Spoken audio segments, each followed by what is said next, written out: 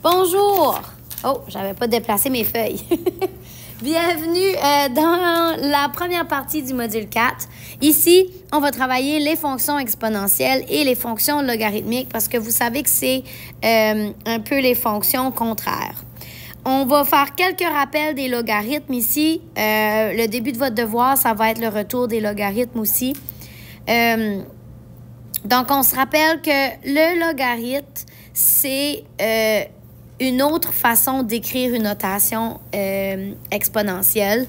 Donc, le A ici de ma base devient ma base de mes exposants. Le K est toujours la réponse et le M ici, c'est l'exposant de mon A. OK? Donc, ça, vous voyez ça depuis votre 11e année maintenant. Maintenant, quelques propriétés des logarithmes afin d'y travailler.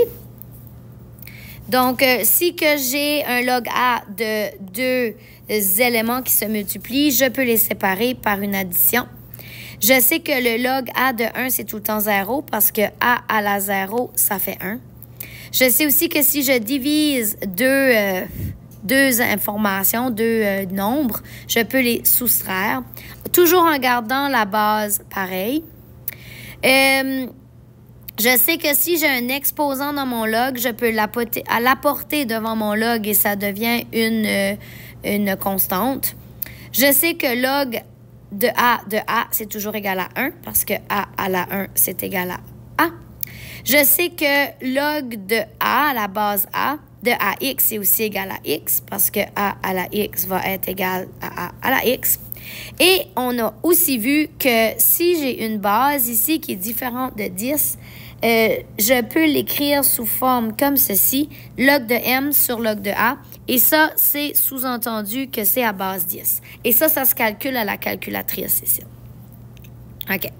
Maintenant, voici quelques petites propriétés des fonctions exponentielles puis logarithmes. C'est des choses que vous avez déjà vues avant, là.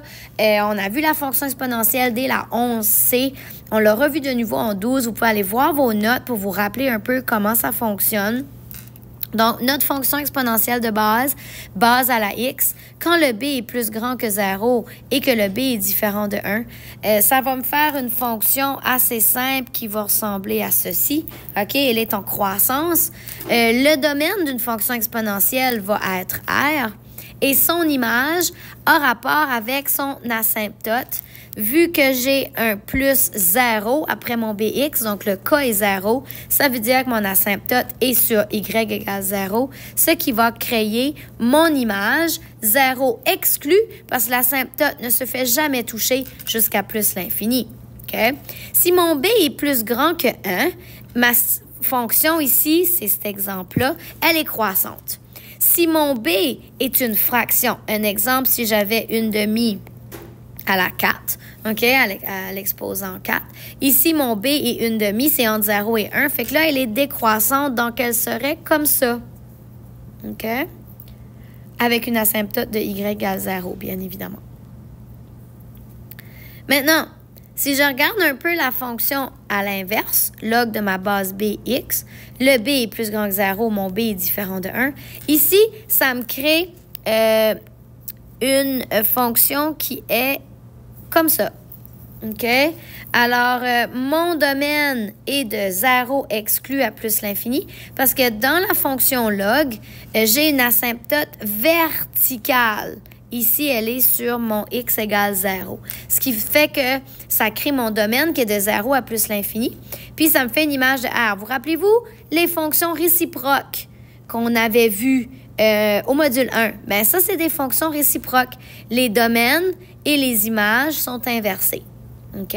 Puis là, ça le dit ici. Ma fonction est alors une fonction réciproque. Donc, si mon b est plus grand que 1, elle est strictement croissante. Et ici, si mon b est une demi, là, ou entre 0 et 1, alors elle va être comme ça, décroissante. OK? Si on regarde ces petits graphiques-là brièvement, on remarque que quand b est plus grand que 1, lorsque x tend vers l'infini, mon y va tendre vers 0. OK?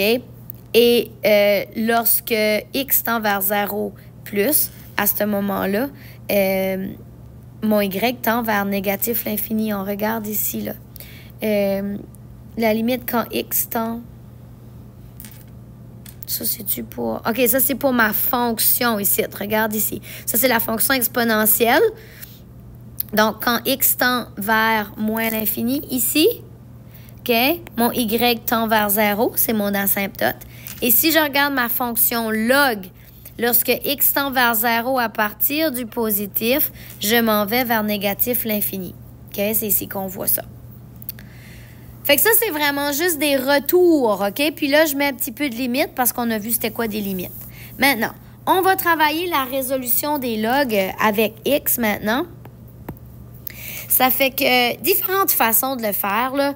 X, moi, je vais l'écrire en notation exponentielle. Donc, ma base x à l'exposant moins 2 doit être 1 sur 36. Mais je sais que ça, c'est 1 sur x à la 2 et 1 sur 36. Oups, pourquoi je mets 13? 36. Là, je vais faire ma racine carrée, ce qui va faire que 1 sur x et 1 sur plus ou moins 6. Donc, x peut être plus ou moins 6, mais vu que notre b doit être plus grand que 1 dans notre fonction exponentielle, nous allons éliminer le négatif 6, alors x va être positif 6. Allons voir qu'est-ce qu'on peut faire ici. Ça fait qu'ici, on s'aperçoit qu'on a le même log qui est en addition. Ça fait qu'on a vu que je peux les regrouper en les multipliant. Donc, x moins 6 fois x plus 2 égale 1. Et là, je vais la mettre en notation exponentielle. Donc, ma base à son exposant 1 doit être égale à x moins 6, x plus 2. Et qu'est-ce que je m'aperçois ici? Ça va être de la factorisation. Ça fait que je vais factoriser. Donc, x2 moins 4x moins 12. Je vais envoyer mon négatif 9. Ça va me faire x2 moins 4x moins 21, ce qui me fait x moins 7x plus 3. Alors, mon x peut être 7 ou moins 3, mais j'élimine mon négatif 3. Alors, mon x ici peut être 7. Ensuite de ça, 5 à la x moins 3. Ici, vu que je n'ai pas les mêmes bases, je vais devoir les mettre sous forme de log. Alors, je vais avoir log 5 de x moins 3 égale log à la 8. Maintenant, je sais que je peux envoyer mon exposant devant. So, j'ai x moins 3 fois log de 5 égale log de 8. Alors, pour isoler mon x, je vais diviser par log de 5. Il va me rester x moins 3 égale log de 8 sur log de 5. Je vais envoyer mon moins 3 l'autre bord qui va faire plus 3. Je pourrais le laisser comme ça. Je pourrais le mettre sur un dénominateur commun. Ça ferait log de 8 plus 3 log de 5 sur log de 5. Ou, ce que j'aurais pu faire aussi de différent, ici, j'aurais pu l'apporter log 5 de 8 plus 3. OK? Ça aurait été deux différentes façons de l'écrire. Puis évidemment, on est en C. Ça fait qu'ici, on ne calcule pas la valeur en décimale. OK. D'autres façons de jouer avec nos logs, c'est en ayant des valeurs estimées, approximatives de log. Ça fait qu'ici, ça nous dit log B de 3, c'est à peu près 0,565 millième. Et log B de 5 est à peu près 0,827. Puis toi, tu veux savoir, évalue cette expression ici. Bon, ben regarde les chiffres, là. 3, 5. Toi, tu as log B de 75. Ben 75, tu le sais que ça peut être 3 fois 25. OK, déjà, là, j'ai mon 3. Mais là, j'ai besoin de 5. Alors, je sais que mon 25, c'est aussi 5 fois 5. Donc, ça, c'est une équivalence. Log de 75, c'est aussi log B de 3 fois 5 fois 5. Ensuite, quand je multiplie des logs, ici, je sais que je peux le changer et l'additionner. Ça veut dire c'est log B de 3 plus log B de 5 plus log B de 5. Et là, je peux les remplacer par mes valeurs. Donc, log B de 3, c'est 0,565, plus log B de 5, c'est 0,827, plus log B de 7, c'est 0,827. Et j'additionne tout ça. Ça fait 2,219 millièmes.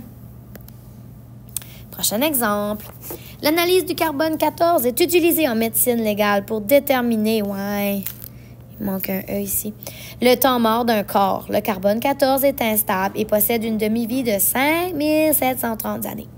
La quantité de carbone 14 dans le corps après la mort est donnée par l'équation suivante, où A, c'est la quantité initiale de carbone 14 au moment de la mort.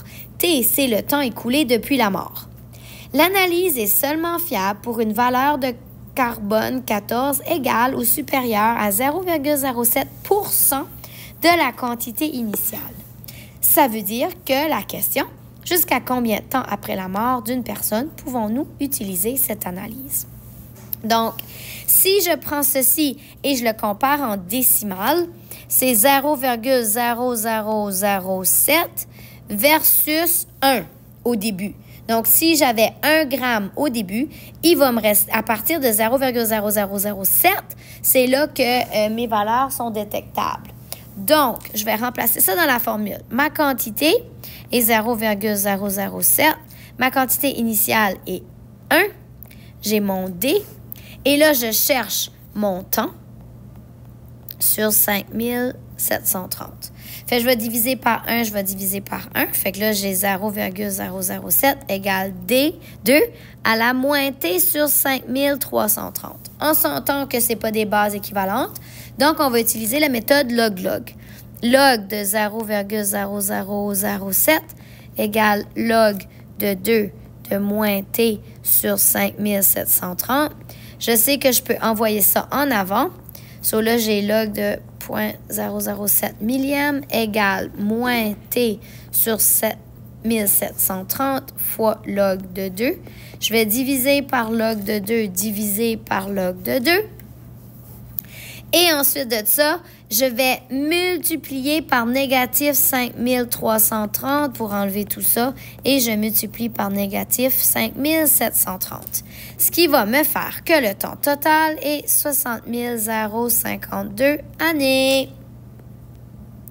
Après ça, là, plus que ça. Donc, regardez, jusqu'à combien de temps après la mort d'une personne est-ce qu'on peut utiliser ça? Donc, c'est lorsque, on va être un petit peu plus précis dans nos signes, c'est lorsque le temps est plus petit ou égal à 60 052 années. OK? N'importe quoi qui est moins que ça, on va pouvoir l'analyser. Et voilà. Fait que voici votre devoir numéro 1 à 12 dans le calcul différentiel. Bon travail!